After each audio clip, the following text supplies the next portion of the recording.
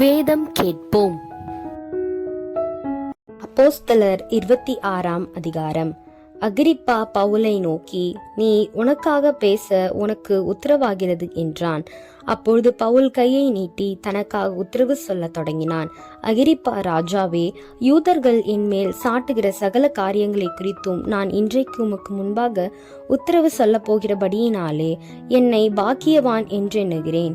விசேஷமாய் நீர் யூதருடைய சகல முறைமைகளையும் தர்க்கங்களையும் அறிந்தவரானதால் அப்படி எண்ணுகிறேன்.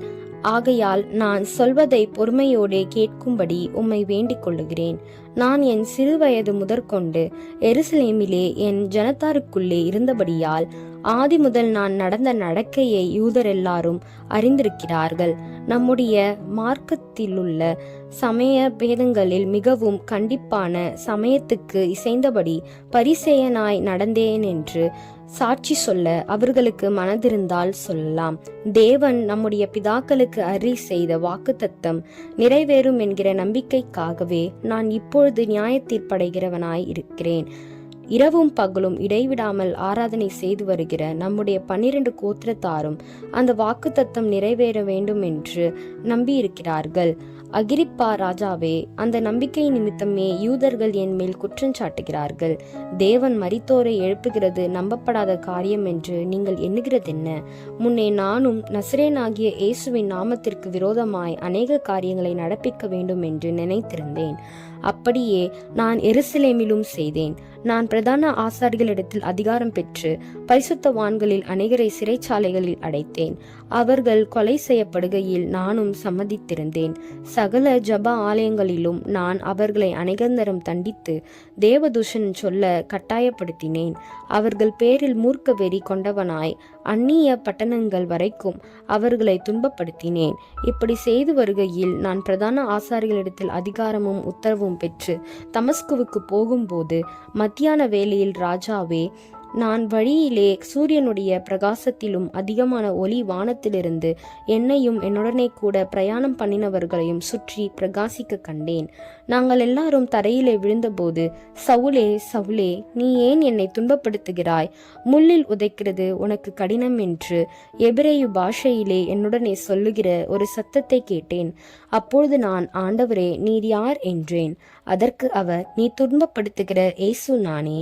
இப்பொழுது நீ எழுந்து காலொன்றி நில். நீ கண்டவைகளையும் நான் உனக்கு தரிசனமாகி காண்பிக்கப் போகிறவைகளையும் குறித்து உன்னை ஊழியக்காரனாகவும் சாட்சியாகவும் ஏற்படுத்துகிறதற்காக உனக்கு தரிசனமானேன்.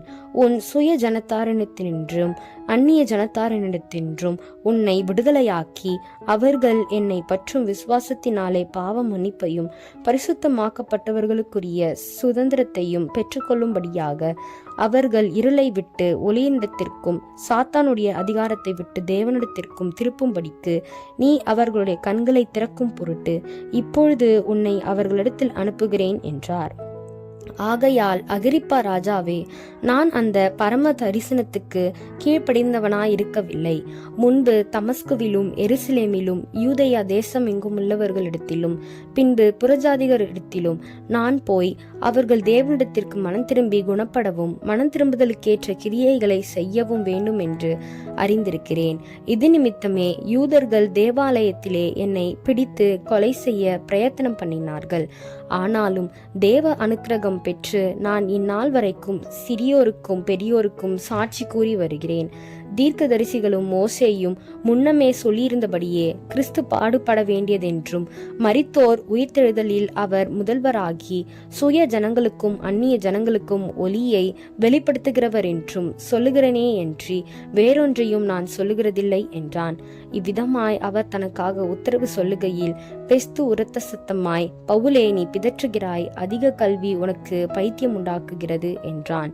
அதற்கு அவன், கனம் பொருந்திய பெஸ்துவே, நான் பைத்தியக்காரன் அல்ல, சத்தியமும் சொஸ்த புத்தியும் உள்ள வார்த்தைகளை பேசுகிறேன். இந்த சங்கதிகளை ராஜா அறிந்திருக்கிறார். ஆகையால் தைரியமாய் அவருக்கு முன்பாக பேசுகிறேன். இவைகளில் ஒன்றும் அவருக்கு மறைவானதில்லை என்று எண்ணுகிறேன். இது ஒரு மூலையிலே நடந்த காரியமல்ல. அகிரிப்பா, ராஜாவே, தீர்க்கதரிசிகளை விசுவாசிக்கிறீர் என்று அறிவேன் என்றான். அப்பொழுது அகிரிப்பா, பவுலை நோக்கி, நான் கிறிஸ்தவனாகிறதற்கு கொஞ்சம் குறைய நீ என்னை சம்மதிக்க பண்ணுகிறாய் என்றான். அதற்கு பவுல், நீர் மாத்திரமல்ல, இன்று என் வசனத்தை கேட்கிற யாவரும் கொஞ்சம் குறைய மாத்திரமல்ல, இந்த கட்டுகள் தவிர முழுவதும் என்னை போலாகும்படி தேவனை வேண்டிக் கொள்ளுகிறேன் என்றான்.